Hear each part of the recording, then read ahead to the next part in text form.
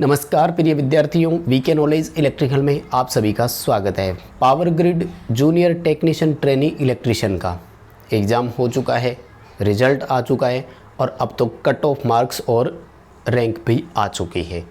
ये भी पता लग गया है कि आप स्किल टेस्ट यानी ट्रेड टेस्ट और डीवी के लिए शॉर्ट लिस्ट हुए हैं या नहीं हुए हैं। कुछ जगह स्कोर अभी भी जारी, वो कट ऑफ जो है वो जारी नहीं हुआ, लेकिन आपका टाइम लाइन पर जब आप देखते हैं तो सब कुछ मेंशन है, क्लियरली लिखा हुआ है कि आप नेक्स्ट स्टेज के लिए शॉर्ट लिस्टेड है अथवा नहीं। लेकिन एक सवाल बड़ा अभी भी है और जाहिर सी बात है होता भी है कि जिन बच्चों का सिलेक्शन नहीं हुआ उनके मन में आज भी ये चल रहा है कि क्या भर्ती में किसी तरह का घोटाला हुआ है, क्या इस भर्ती में भी कोई ना कोई धांधली हुई है। क्योंकि जो सवाल दिमाग में उठ रहा है वो ग्रेस मार्क को लेकर उठ रहा है। Same zone, same date, same paper, same exam, लेकिन साथ वाले के नंबर या तो 5 नंबर ज़्यादा है या 10 नंबर ज़्यादा है या 13 नंबर का भी फ़र्क हमें देखने को मिला है। आज की इस पूरी वीडियो में हम इसी पर चर्चा करने वाले हैं। अगर आप इस भर्ती से जुड़े हुए हैं तो कंप्लीट पूरा वीडियो लास्ट तक ज़रूर देखिएगा। देखो, अपडेट एक तो ऑफिशियल है, पावर ग्रिड की तरफ से आया हुआ, कल ही का आया हुआ है। हालांकि एक अपडेट इसके साथ में जो और है वो बहुत दिन पहले से हमारे पास था, जब कट ऑफ नहीं आई थी उससे पहले, और एक लाइव वीडियो के दौरान मैंने उस पर चर्चा भी की थी। वो जो 13 क्वेश्चन वाली है, आप में से बहुत सारे बच्चों को पता भी होगा उन 13 क्वेश्चन वाला जो सिनेरियो है वो क्या सिनेरियो चल रहा है। अभी देखो मैं आपको डिटेल बताऊँ, ये ऑफिशियल है और किसी एक बच्चे की मेल का रिप्लाई किया है उन्होंने। किसी बच्चे ने डाउट जाहिर किया कि भर्ती में घोटाला मुझे लग रहा है हुआ है, तो इन्होंने बड़ा क्लियरली लिख दिया कि कोई डिस्क्रिप्शंस नहीं है, कोई एरर नहीं है, हमारे ध्यान में किसी तरह का नहीं आया जब हमने रिजल्ट डिक्लेयर किया है और रिजल्ट जो है वो पब्लिश कर दिया है। और ऑब्जेक्शन मैनेजमेंट जो है उनको रिड्रेसल करने के बाद, यानी आंसर की जो हमने प्रोवाइड करवाई थी, ऑब्जेक्शन लिंक जो हमने आपको दिया था, आपने जिन जिन पर ऑब्जेक्शंस लगाया था उन सभी ऑब्जेक्शन को हमने रिड्रेसल किया है और उसके बाद में ही हमने रिजल्ट जारी किया है। तो इसके बाद में और कुछ नहीं है। वो कह रहा है कि मैं उम्मीद कर रहा हूँ कि आपका जो है वो क्वेरी जो है ये यहाँ पर सब कुछ क्लेरिफाई हो गया होगा। तो ये तो रही बात उनकी तरफ से कि वो क्या मानते हैं, ठीक है ना। अब आते हैं हम सेकंड पॉइंट की तरफ से। सेकंड पॉइंट क्या है?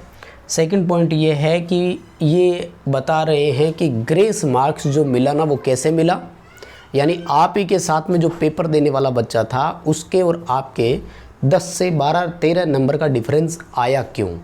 दरअसल उनका ये मानना है, वैसे देखो इस बच्चे ने 3-4 सवाल पूछे और उन्होंने 3-4 सवालों का रिप्लाई किया भी है, तो मैं चाहता हूँ कि हम एक एक करके सारे ही सवाल का पढ़ लेते हैं क्या क्या पूछा है। पहला देखो, क्वेरी नंबर 1 सवाल पूछा है कि on what basis did you increase your marks in part B. अच्छा देखो, ये ओवरऑल जो इन्होंने काम किया ना वो पूरा नॉन टेक में किया। आपके नॉन टेक्निकल के 13 क्वेश्चंस ऐसे हैं जिन पर इनको लगा है कि ऑब्जेक्शन आया है। अब किस बच्चे ने ऑब्जेक्शन किया ये पता नहीं। मेरी एक बच्चे से बात हुई, वो कह रहे सर मैंने सारे पढ़े थे, 4 क्वेश्चन ऐसे थे जिनमें डाउट लग रहा है, बाकी सारे क्वेश्चन उनके सही है। भले मेरे गलत हुए हो लेकिन वो क्वेश्चन सही था, मुझे मतलब आंसर और सही तरीके से मिल गया कि उसमें ऑब्जेक्शन नहीं बनता।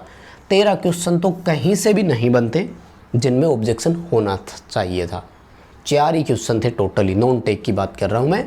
और वो कह रहा है कि मेरे गलत थे फिर भी मुझे पता है कि उस पर ऑब्जेक्शन नहीं बनता। हाँ, मेरे से गलत हो गए वो एक अलग चीज़ है।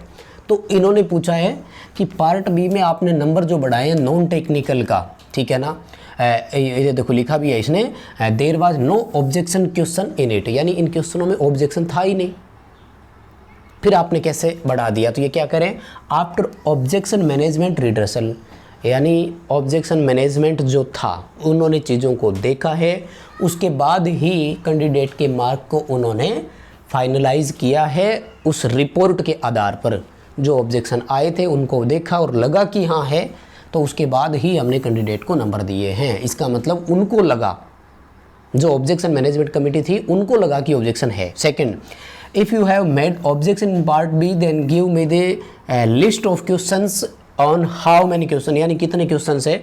तो इन्होंने बता दिए in total 7 valid question were found in part B and marks were accordingly finalized report of all candidate respect to all of candidate, यानी 7 क्वेश्चन ऐसे हैं जिनमें ऑब्जेक्शन पाया गया और ये जो है वो सभी कैंडिडेट्स के लिए नंबरिंग दी गई थी। ठीक है, उसके बाद में ये देखो ये रहा, how many questions you have objected to part A, यानी टेक्निकल में कितने मिले, तो ये कह रहे हैं कि टेक्निकल में हमें 6 क्वेश्चन मिले, यानी कुल मिलाकर के दोनों पार्ट में 13 क्वेश्चंस पर इनको ऑब्जेक्शन आया, या फिर इनको भी लगा कि हाँ जी ऑब्जेक्शन तो है, जो बच्चे ऑब्जेक्शन कर रहे हैं वो है।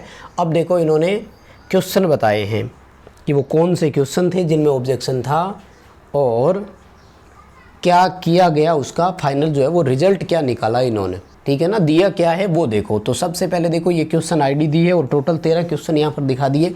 किया क्या है मैं बता देता हूँ। पहला देखो रॉन्ग आंसर की रिवाइज्ड, यानी एक ऐसा क्वेश्चन था जिसका ऑप्शन PGCIL के द्वारा गलत चुन लिया गया था, बाद में आंसर की को रिवाइज कर दिया। अब सुनना यहाँ पर फ़ायदा और नुकसान क्या है और नंबरों का डिफरेंस कैसे आया, जो मैं मान रहा हूँ।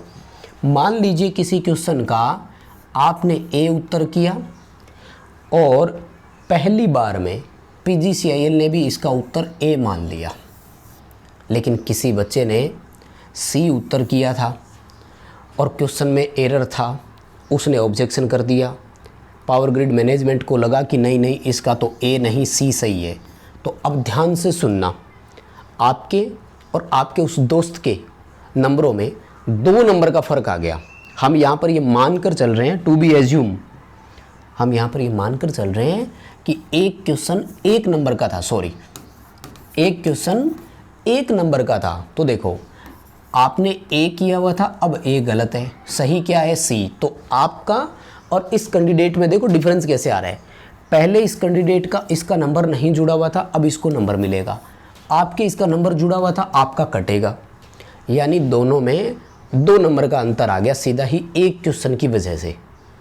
और देखते हैं आगे क्या बताया उन्होंने। Second question, multiple correct answer, यानी एक से ज़्यादा सही उत्तर थे, एक से ज़्यादा सही उत्तर थे, इसलिए मार्क टू ऑल, यानी सभी बच्चों को नंबर दे दिए हमने। उसके बाद में multiple correct answer, mark to all, यानी इसके भी एक से ज़्यादा नंबर सही आंसर सही थे, हमने दे दिया। उसके बाद में देखो रॉन्ग आंसर की, तो आंसर की रिवाइज्ड। अब सुनो फ़र्क कितने क्वेश्चन का आया है, या आपके और आपके दोस्त के नंबरों में जो अंतर आ रहा है वो कितने नंबरों से आ रहा है। देखो तो ये जो रिवाइज आंसर की वाले है ना, 1 2 3 4 5 6 7 8, ठीक है, टोटल 8 और 8 16, यानी अधिकतम 16 नंबरों का डिफरेंस आने की संभावना है। हालांकि ऐसा नहीं है कि आपके सारे ही गलत थे वो, तो इसलिए ना आपके 5 10 15 13 नंबर का डिफरेंस आपको देखने को मिल रहा है।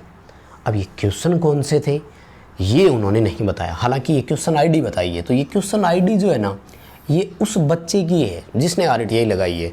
तो मैं उससे पूरी डिटेल लूँगा, फिर हम इन क्वेश्चंस को टेलीग्राम पर आपके साथ साझा करेंगे। टेलीग्राम का लिंक डिस्क्रिप्शन में दिया हुआ है, आप टेलीग्राम ज़रूर ज्वाइन कीजिएगा। भाई क्वेश्चन कौन से थे ये पता करेंगे हम। तो क्या एक्चुअल में आंसर पहले उन्होंने गलत दिया था और अब सही दिया है क्या? हालांकि रिवाइज आंसर की भी जारी करनी चाहिए थी अगर ऐसा हुआ है तो अधिकतम 16 नंबरों का फ़र्क आ सकता है, ध्यान से सुनिएगा, है ना। हालांकि ये मैक्सिमम है, होगा नहीं, मैक्सिमम पॉसिबिलिटीज़ है 16 नंबर की। ऐसा तब है कि जब आपके 8 के 8 गलत थे, आपके दोस्त के 8 के 8 सही थे, तब दोनों के बीच में 16 नंबर का फ़र्क आएगा।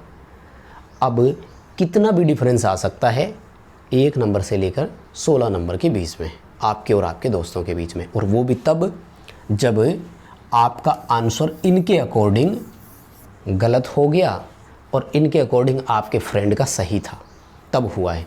अब घोटाला कितना हुआ है और क्या हुआ है वो आप डिसीजन ले लिए माय डियर, ये आपके सामने है। 13 नंबरों क्वेश्चंस का हुआ है, 8 क्वेश्चन ऐसे हैं जिनको रिवाइज किए है, जिसका फ़र्क आएगा। क्योंकि देखो मार्क टू ऑल सभी को नंबर मिले हैं, इसका तो कोई फ़र्क नहीं पड़ना ना, इसका तो कोई डिफरेंस नहीं आना। 1 नंबर आपको मिला, 1 नंबर उसको भी मिल गया। हम डिफरेंस की बात कर रहे हैं। 8 क्वेश्चन ऐसे हैं जिनसे डिफरेंस क्रिएट होना था, और ये 8 के 8 घूम करके कितने बन सकते हैं? 16 बन सकते हैं। ये था अपडेट इसका। खैर अब हो गया है देखो फाइनल, मुझे नहीं लगता कि इस पर और ज़्यादा कुछ हो सकता है क्या, देखो भर्ती प्रक्रियाएं जो चलती है वो इसी सीक्वेंस में ही चलती है, और आप इनको लेकर बैठे रहो वो एक अलग चीज़ है, और आप अपने लेवल पे जो करना चाहो वो कर सकते हो।